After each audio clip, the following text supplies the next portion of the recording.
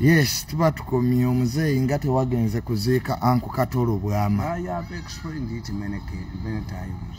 From Baganda, okuziika gwabanga mukolo ogugatta abantu. Era bakugamba ne bwabanga omuntu afudde nga tomwagala. Tolima mu lujja olimira ku mabega bwalujja. Naye bano abavubuka baba boggole bakole bawamba omukolo. Balowooza nti bwogenda ku mikolo gya Kabaka onoonya bululu. Emikolo gifuuse gya prestige. Ate bakola kuziika balowooza oba okimye bululu. Bw'oba ozze kamera zikulabe. Kati Agaany'Okuziika. Many forums where I talk. Seetaaga genda gwe nalabeko mu mikolo gy'enaalemu. Sikulabako mu mikolo gy'enaalemu. Balikololo bali luddawa anti bajja kuŋŋamba anoonya Museveni kati obwavu bumutta. Benza n'okukwata ebitogi. We bakulaba ku mikolo gy'enaalemu balowooza onoonya pulezidenti. Kati ne mu kuziika. Mu kuziika ennaku zino abantu balowooza nti oba okimye kamera. Mbu kamera zikulabe. Kale gwe ekyo kyaganya okgendayo. I know the psychology of these people. I know the psychology. Who is going to control the microphone? Ani agenda okukola. Ganango mpoganira. Ngamumpoganira koji. Ndi musezi ndi njagala kula mu mulambo omuguta. Ndabye bebe kulu bamuwoganira ng'ayogera. Asirika. Fetwagala Bob Wine. Kinkubuulira gwe totegeera composition. Gundi akimanyi. You don't talk. Kusasira akima kiye bamugoba gye bamukuba obucupa. So gwe togenda gye banagoba. Tugamba nti n'embwa emanyi gye batajagala. Do you see me hekot? Wama kituufu nnyo. Embwa emanyi gye batajagala. You cannot have a function in the state house and you see me. Sigenda you. Era muhozo olwamala okwogera mu state house I moved out. Anna ringeze yodi. Because you can decide your own visitors, but you cannot decide the people you find at your function. Kumaziika buli omu omusangayo. Kati oyinza n'okusangayo bw'otayagala. Ate ng'olina obbabuuza. Kati atagendeddeeyo ddala osinga. Omwana wa Nadduli. Nadduli yali azisheeka ewaffe. Munkuba amayinja olwa Nadduli, omwana wa Nadduli. No. Buzaale ki obunkubi? Wagenda nti Kato Lubwama tomulabangako ng'akukyalidde nga mulwadde. No, tubadde tusinkana wansereko ntubuuzaganya. Badde musinkana Honorable Nsereko. So therefore, nze siri mususi wa menvu. Kyoli wamu obeerawo. I don't go where I'm not invited.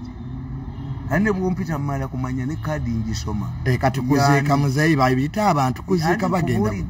Gwe totegeera ti Bobi Wine mweya gundi gwe Baby Cool bano si beenaalemu. Badipi. Ane dipi abadde agivuma ne Bobi Wine abadde amuvuma. Naye ku mabugo aba-organizers amabugo abadde balina okugatwala kikireese ba Bobi Wine. Kakati nze omusajja alina akazindala aka buli lunaku. Lunaku oyogera. Ewetaaga kamera za kuziika. When I go, I tell people, even me I want to listen to others. Njagala nnyo ogenda ku mukolo nsirike nga soogedde. Kakati nze ababeeyi si babeera. Naye kolera omukolo ewaffe ewaka nti otuvume mboka etokote. Bwe jangu ewaka otuvumirewo. Temuziika temukola gye tetuziika naawe tojja. Naye tetuvumira waka waffe. Mboka etokota. Mukuziika kwewaffe. Biraga nti toziika. Ani avumira bw'abantu. Mukulu wange taata wo sali tagalanga nnyumba. Nga mama waffe afudde.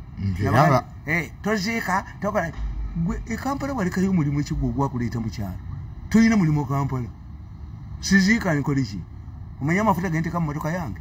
Ogenda okuziika. Biwogganire ewaffe bembooka abatamika.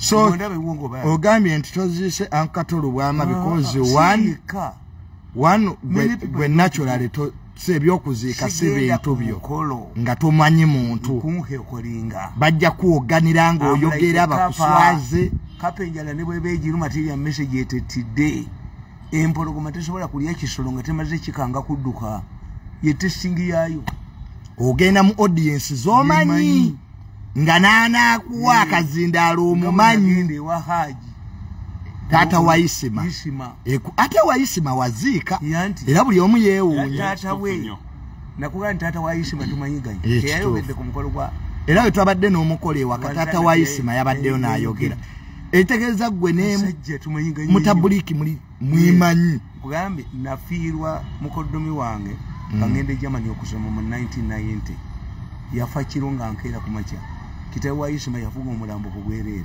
kasajja oyo gwolaba taata wa Isima kasajja era mutabuliki yennyini awo yazimba ennyumba ye waliko omusawo omuganda nga wamaanyi nga bamuyita Nkali netuga tajja kuzimbawo omutabuliki yazimbawo Nkali nayo linnya era wano time ennyumba y'akasajja nga yesinga obulungi ku kyala amategula ago gaali mapya nnyo nga tewali agamanyi awo yazimba wali omusawo muganda kakati ankatolu basonze miliyoni 3 naye kyamuyamba ki ate mwekambabuulire sente z'amabugo tezigulwamu kintu ozigabula bantu sente z'amabugo tosobola zisuubuza tosobola zikolamu kintu era ffe twalina mukwano gwaffe mitwalo nkaaga twali naye mu butonda nga ye chairman mitwalo nkaaga mutabani we Kasome yatta abaana be n'abatematema era yali agala kutta mitwalo nkaaga namugaga ojja kwetta wekka nga tonnanzita mitwalo nkaaga yali musajja munyoro former policeman yasooka okugula emmotoka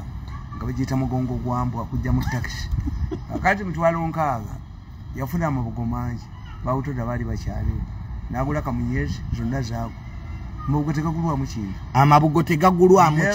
amabugo gagula bantu sente bagalya buli so Prime Minister babaddeyo nabalabyeko awo anti Prime Minister ye baamuziga talina mulimu bana bayayi bamujooga yasigadde n'obwa president kadodi Prime Minister yazanya kadodi yakwate kweno oneeka alabe nabanja go badde n'obwa president wano ng'enseeraba ama mugano wange Juni ebyadda gondi yatufuga nabanja kati kambuuze let me tell you wa bamulaba muwa I came in and I said mukwano gwange sale leka kujja nabanja nagira mu helicopter eggulu leka vice president kujja mu helicopter eggulu obamalamu amaanyi boto bagamba genocide era tibakyagendayo nti weabagenze eggulu okumulaba tebajjira mu helicopter ajja eggulu alabe sale nedda namugana nedda that's not good mugabira abayimbi sente nemubagabira yo amibandi yekolaki you see for me bwontegeera kyenkugamba bw'oba mukwano gwange nga sale tawuvaliyakitiinga you saw the attention he gave me mwanyumiza saawa 4 sale tayovali genocide yakulaba okuva saawa ku bantu abo abavuuka abaniya ku bantu abanyala abajja obuzi mu family era ebintu byonna bye wamugamba yali abitaddeko attention yes because for me nkubuulira amazima nti mujja kudduka mukwate ku Maria yakatambi wakawuliddeko wakubya akatambi akatambi nakaguze obukadde 10 naye akatambi katambuza ensi ku Vonkenge judgment mu meeting mu bagikolera judgment ya hamu bagikolera mu meeting lebo kanatuke wa mu 7 obana kadya kususu ojja kulaba omulamu zadduka nkadduka bamutwala nza bana bajje wange ekiro ku Sunday ekiro ne bangamba tukatunda miliyoni yaka ne bagamba wa 10 ne baganda ne bangaka katukuwe mu CD buli obo meeting yatula ku Lwakutaano enda netula ku yasalawo ekigwo ng'erimu n'abaava Kenya abagundi yakyobola bwa monitor bukubye relief bank nti banka zikolewa tayari omulamuzi nayogera yasoma obulamuzi naga nti a bank can operate without a license an operating license timu Uganda erimu banka teyina license nawe nogende kana otekako wiigi abalamuzi ba Uganda nzembeewo ng'omulamuzi yakyogera mbeewu isi miya irafatire ekyokubiri muze abantu badde bebuuza ati amuloni yagisasula yayonoona judicial n'aleeta omusajja Benard tuteekerera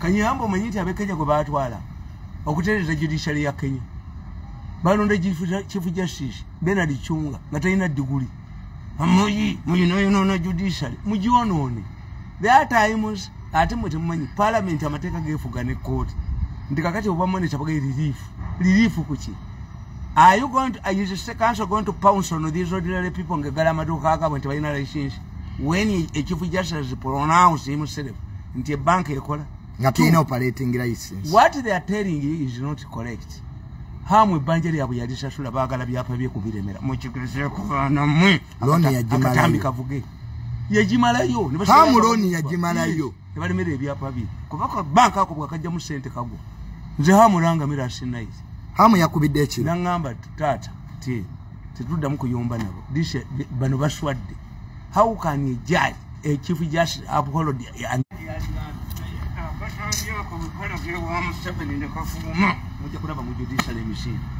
mujja kuswala kankubuulire fe abalina amagezi muntu Katonda tokola bweruti abaganda bakugamba nti ne gwoyagala omusajja ng'omusango ne gumusinga n'omuliirako.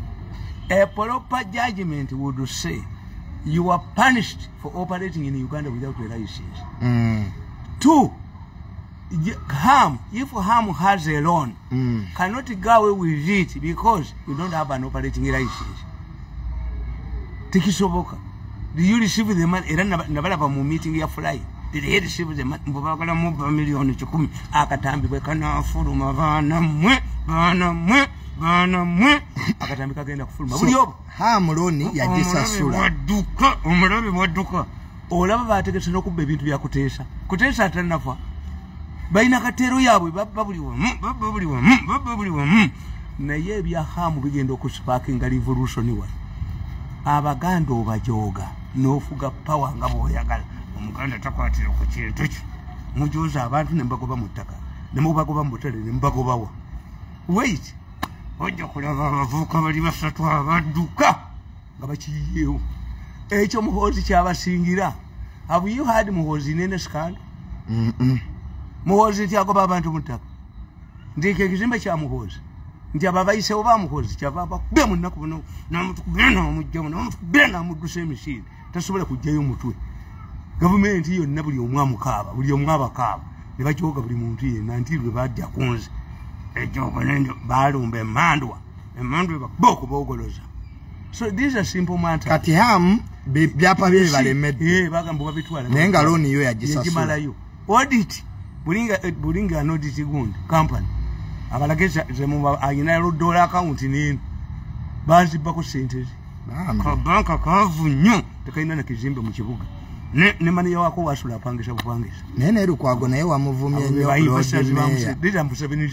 Lord Mayor kye wamukoze Lukwago musiro Lord Mayor musiro. Yes, why toyita kolabanga Mariam ate okumanya Lukwago yo musiro nnyo.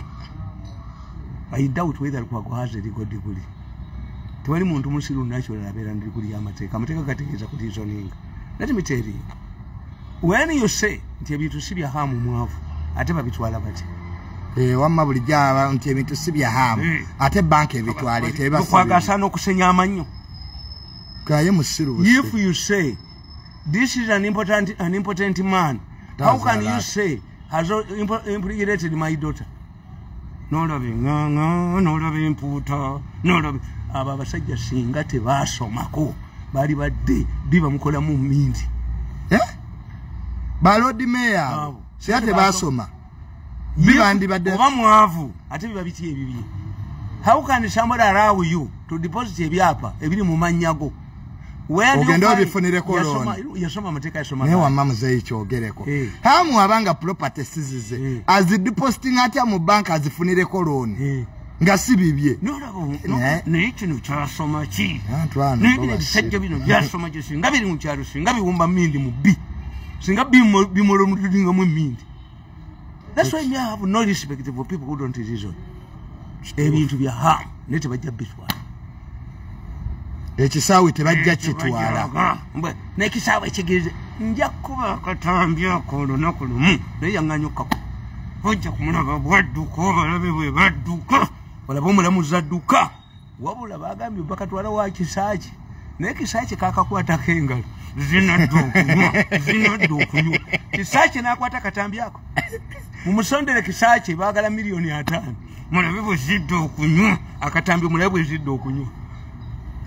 Kati ye mwami Kalugire ebintu bino lwaki tabivaamu? Abo tebeekweka. There is a time abantu babeera mu power bafuna immunity. Bafuna ki? Immunity. Bafuna arrogance. I mean, say I'm a life president of Uganda. Fuka obulamu bwe bwonna. Bokasa yafuka emperor of South Africa. So abantu bagenda ne batuuka ekiseera obuyinza bubalinnye ku mutwe ne balowooza bakatonda they are immortal anti buli agenda yabafukaamirira kati obuzibu obwo kyobola tulina ba handlers ne ba advisors bano mu Uganda advisor welfare nti the expect nti Museveni ayinza okwebuuza ku buchaman oba full figure president ayinza kubeebuuzaako to advise somebody you must be in a position to advise nange size kuyita buchaman nga tuli kuki naye muzeeyi ayinza okwebuuza ku buchaman ne full figure mbubakuwa amagezi ati kyenkubuuza kati ekiwero fair baba wakulya bano beetaaga abo bakalugire baani nti one day simwe musoose. In fact, for me, an intelligent man like me, to call away chambers that are in Kalugiri. Na atoni Nenga yafe. Nenga oh, do you know the hatred you are generating? Gomai Honorable Kutesa Musajja Mugaga. Never love your Kokutesa kusini kona. Walabe muhwezi ngajja kusini muhwezi evinga muhwezi zintu werefe otafiri oyinza omulabako bagagga nnyo naye balaba naye bano olijja mu kooti neyewaana kibinyo mwana wange okujja kusini abantu bakulabe bajja kutwala abuludozi ng'ekkooti sigwosoose nze mbabuulira if I was still in State House naliwandikidde president nemuga nti bakoddumi bobonoona gavumenti yo bagisuula kubanga Museveni afuze emyaka gino gyonna 37 naye famire ya Museveni teyina kabi tebayinza kugamba nti abatutte oyo gundi bavudde wassale kituufu tebayinza kugamba nti ekonvo ya muhoozi naye abajoze ensi banazze kulya abajingiramu obuyingi bebegijoze era ffe mbyobufuzi tukubuulira. When the president family expands, he cannot hold the power. Kubaka tibuli omwaya kale okulaga amaanyi tuli bakitalo waliwo yakibateeka mu ndowooza tibakitalo no muzeeyi awo wennyini president Museveni mbu mulwadde covid mbwamuluma era byongedde okuyitingana nti oba standby generator entebe yagirindirira. That's why you buy clothes for him, you provide facilities for him. Why? One person Habyarimana died and in Tabantuganya. How many people died in Rwanda? Million in Gatan. When the president falls sick, 8 years, it is speculation, especially COVID. Nayenza kasana tegedde COVID. Bamanyi bamanipulating. Ayinamu omwana wa manyi na dokitoli. Musajja muzibunyi. Museveni bayinza n'omulwaza COVID bw'atalwadde. Yes. How can Museveni contract COVID? Nga buli agenda bamukebera. Buli agenda mu State House akeberebwa. Ate yamufunya ate. Abantu bameka nti balwadde ba COVID nga era ssente bazigi. Tegeeza ekintu kino ayinza okuba wakiri. Ndi Museveni ampise ngendeyo. Bandwaza COVID gwesina bamunkubemu. Bakukuba COVID. I cannot go. Bakulemesa omulaba. Mbeera mu bwavu bwange naye nga sikolaganya n'abantu abo temubamanyi. Ekiza muzeeyi waliwo bakuba COVID nga bamubakubye bukubi. Museveni ayagala nnyo bazzukulu be. Febeni teyalese COVID ng'avudde ku ssomero. Kituufu. Ku ssomero abasomesa the law is clear. Dokita bw'abajjanjaba abaana b'essomero eryo tayisobola kudisclosinga nti abaana balwadde era abaana baffe bajja kufiirayo mu masomero. Beni teyazze ne COVID n'amubalwaza n'alwaza nnyina.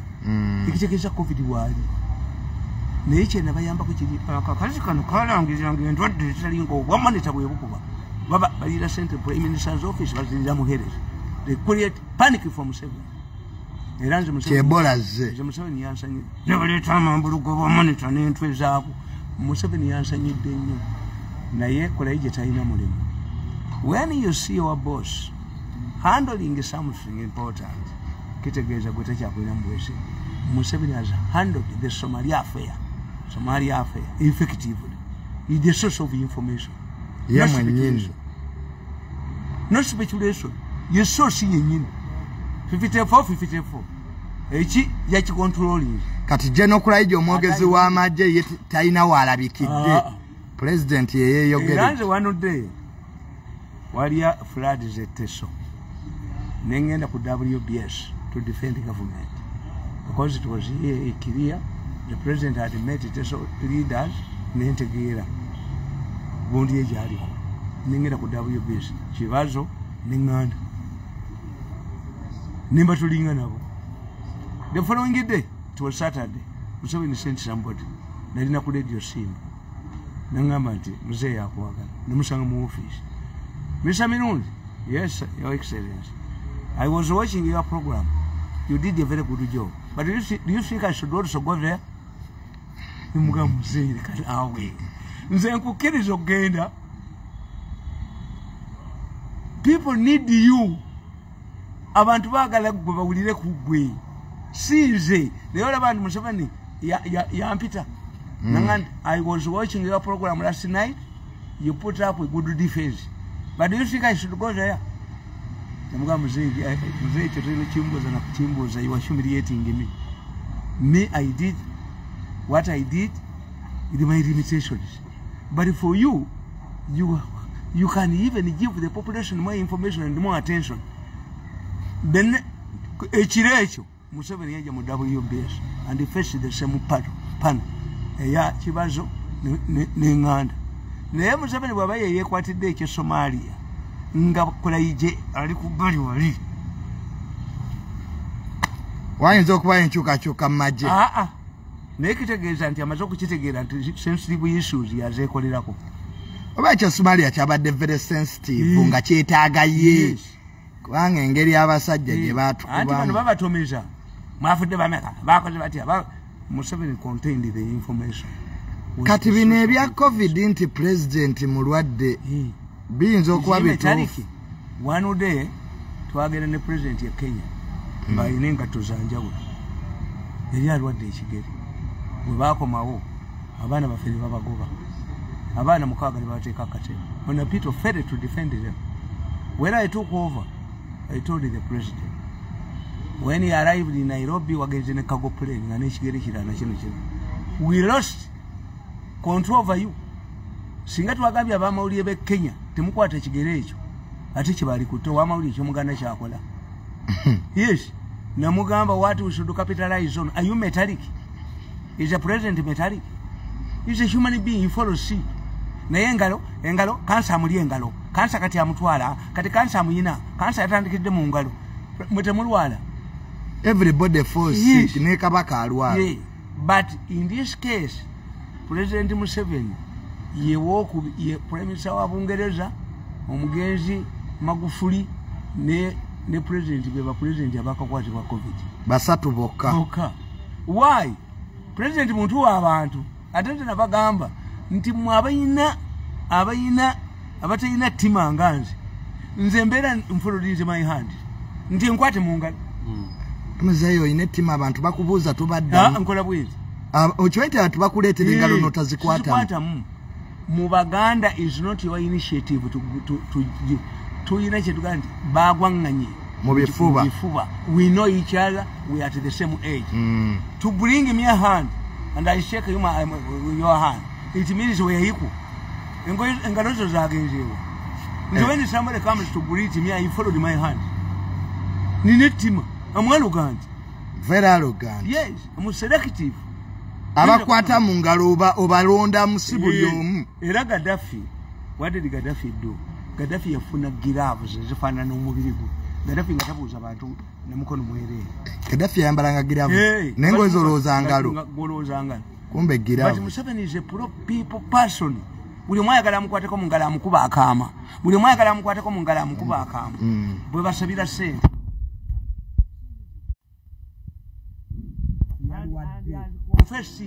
Ye mwennyini and has not created the panic. Kati Honorable Nabanja ya majega president yani yagamuwadde. Twade tubaye vice president. Yagenda okujja neyo. Honorable Nabanja yaga nti kino sikirabanga baana bange. Honorable Nabanja yaga nti kikyadde kiyitirivu. Nabanja nekazibwe. Naye omuzalawa. Ndesi muzalawa manyi system yawe. Do you think Nabanja can go to Rwanda to represent the government of Rwanda? Abamanyi system ya mwe baga nti azze. No. Honorable Nabanja bwe nasembe Museveni akola bwati. Kamba buzi. mwalabako Nabbanja nga ali muheresi ab'omuheresi bakolako embaga nga bamusiibula yali minisita wa heresi bano bamanyi bano abasajja bamanyi inflated balloon olaba Nabbanja bwe yali nga minisita wa heresi tebamusiibulako nti weebale amanyi constitution ya inaali mu bweri even the vice president is mu constitution ya Uganda vice president tayinaamu mulimu is an inflated aid of the president tayinaamu mulimu asoma kiwandiiko kya mukama we why history yaffe ekulaga nti wa vice president buleeta ebizibu Nadiope yalwana n'Obote Paulo Mwanga yalwana n'Obote vice president omusajja join babiha naye yalwana n'Obote vice president kati musi ere bakijjawo a vice president is an inflated title of an aid of the president. Vice president byakola president yabimuwa. Temu constitution tayina mu mulimu. Kyofula mwami sekandi yasomanga ebiwandiko nga bwe biri. Sekandi new. Vice president tayina manyi. Mu constitution is an inflated aid of the president. Kimanya tebo chinga. Ate mu nkola yena ali mu bakugamba. When the president is incapacitated, the vice president holds the power for 90 days. So the movement Gundi Delegates Conference sits to choose who can lift the Rubengo. Facing the challenges ahead. It's not a guarantee. NRM Delegates Conference ye Okutwaala eronde political science tuinamu a vice president for continuity and a vice president who is not for continuity. Nti deputy wa Ruto Gachagua. If today Ruto is incapacitated or gets a problem, Gachagua accomplishes his term. He is a vice president for continuity. One of the vice president continuity. Museveni musajja mugezi ebifo byonna yabinutwayize. Abijjamu amaanyi. Prime Minister Mbabazi kasaya mutandi kumulwanyisa n'akinutwayize. Ekya vice president mu Kenya n'atandika okuzanyira n'akinutwayize. Prime Minister ono yerugunda. Ono yembabazi. Azanya kadudiki n'azanya kadudiki. N'azanya n'akyamula abantu. Kala nguduko gondi mobilizer. Akyamula abantu. Nabbanja akyamula abantu. Is a good mobilizer, but it's not a good. Era bate bamunyaga nako. Tebasobola kulwanyisa Nabbanja. Teri amulwanisa. Alinga mwana mujwa omujjo wakasika. Bamukubira ki? Naye bakuba Kenya nga akishinga abakazi buli kaseera ng'oyo omanya. Ndio yasobola kukwata ku power. So nalebo Nabbanja tebamweraliikirira nti ayinza n'okwagala obuyinza. Yazanya kadudiki n'azanya akadodi bamufaako. Ne bateekawo gwe bamanyi nti asobola okukwata ku Pawulo bamubembo. Nga bawona Lebo Mbabazi balina amaanyi. Bamukuba. Bano beekuleso olumu bamuyita ne ku mikolo gyabwe n'agendayo n'akola ki. So nalebo Nabbanja mu gavumenti tebamweraliikirira. Ye bamumanyi muzenyi wa kadodi mobilizer. Mujjwa ali waka nasikira kitaabwe. Mujjwa oyo mujjwa. Bo amenda iza na kusikira president kati amaje bagamuwa. Naye tebayinza gawaako gwe bamanyi. Gwe kankubuuza. If Nabbanja tells you ndi yangu kusawa munana kutwali wa Museveni. Ne sale nakuga nti yangu kusawa 10 kutwali wa Museveni olagawo. Nyenda wa Genosale. Why? Genosale bwampita. In politics, Nziruka budus. Official chart does not respect the power, reflect the power. Chart ya government obuyinza siwe buli. Ka Genosale taliiko. Nata ayobuyinza abuyinza.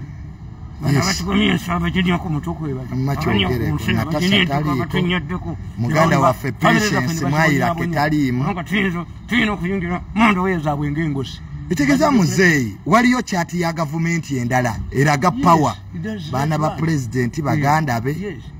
The people who influence government policies are not reflected on the chart. Tebali mu government. In politics we tell you that to measure political power and influence is measured by the distance from where you are and the social political power.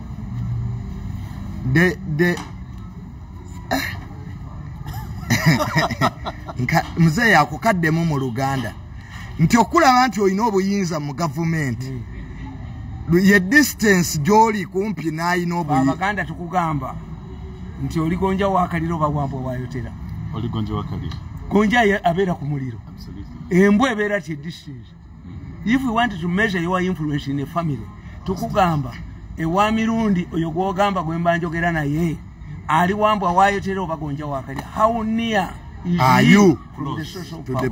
Keteeza abaana ba president bamaanyi nnyo nenga ku chati ya power tebaliko nabanja ne bamuyitanga mwe bali mu ttaka duka